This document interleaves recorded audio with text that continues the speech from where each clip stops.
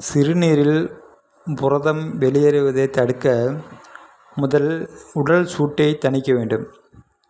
உடல் சூட்டை தணிக்க கொதிக்கிற தண்ணியில் நன்னாரி பவுடரை போட்டு கொஞ்ச நேரம் கொதிக்க வைக்கிறீங்க. கொதிக்க வச்ச கொஞ்ச நேரத்துக்கு பிறகு இறக்கி வச்சுட்டு அது ஆறிய பிறகு அந்த தண்ணியை வடிகட்டி குடிக்கும்போது உடல் சூடு குறையும்.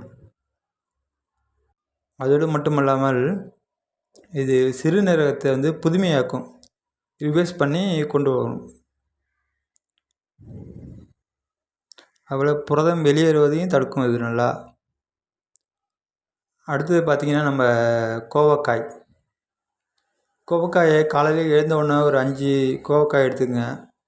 அதை ஒரு லைட்டாக கட் பண்ணி தொடர்ந்து ஒரு 10 நாளைக்கு சாப்பிட்டு பாருங்கள். புரதம் வெளியேறுவது தடுக்கப்படும். புரதம் வெளியேறுவதை தடுக்க ஒரு பெஸ்ட்டு மெடிசன் அப்படின்னு பார்த்தீங்கன்னா, பெஸ்ட்டு ஒரு ஃபுட்டு அப்படின்னு பார்த்தீங்கன்னா பாவக்காய் தான். அதுக்கு அடுத்தபடியே பார்த்தீங்கன்னா ஆவாரம்பூ கஷாயம். ஒரு 2 டம்ளர் தண்ணி ஊற்றி கொதிக்க வைங்க.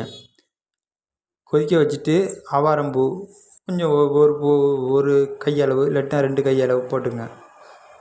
போட்டு நல்லா கொதிக்க வைங்க. ஒரு டம்ளர் 2 டம்ளர் தண்ணி 1 டம்ளர் ஆகிற வரைக்கும் நல்லா கொதிக்க வச்சிங்கன்னா, அது 1 டம்ளர் வரைக்கும் வந்ததுன்னா அது அப்படியே கலர் மாறிடும். அதை கொஞ்சம் கீழே இறக்கி வச்சு குடிச்சிங்கன்னா இந்த புரதம் வெளியேறுவது மட்டும் இல்லாமல் சர்க்கரை நோய்க்கு அருமருந்து இது. சர்க்கரை நோய் மூலமாக உங்களுக்கு சிறுநீர் ஃபால்ட் ஆகிட்டு அப்படின்னா இது ஒரு நல்ல ஒரு மருந்து. அது மட்டும் இல்லாமல் ரத்தத்தில் படிஞ்சிருக்கிற அந்த துர்நாற்றம் அதெல்லாம் இருந்ததுன்னா போயிடும்.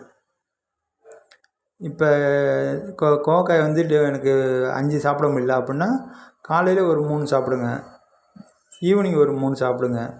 அதாவது கோவக்காய் வெறும் வயிற்றுலையும் சாப்பிட்லாம், இல்லை சாப்பிட்ட பிறகும் ஒரு அரை மணி நேரம் கழித்து சாப்பிட்லாம். இப்படி சாப்பிட்டு வந்தீங்கன்னா உங்களுக்கு சிறுநீரகத்தில் புரதம் வெளியேறுவதை தடுக்கும். அது மட்டும் இல்லாமல் புரதம் வெளியேற நிறைய பிரச்சனைகள் வரும். ஏன்னா அது எல்லா கெட்ட கொலஸ்ட்ராலையும் வெளியேற்றும், நல்ல கொலஸ்ட்ராலையும் வெளியேற்றும். அப்போ உடம்புல நிறைய பிரச்சனைகள் ஏற்படும். பிரச்சனைகள் ஏற்படாமல் தடுக்க நாம் இதெல்லாம் ஃபாலோ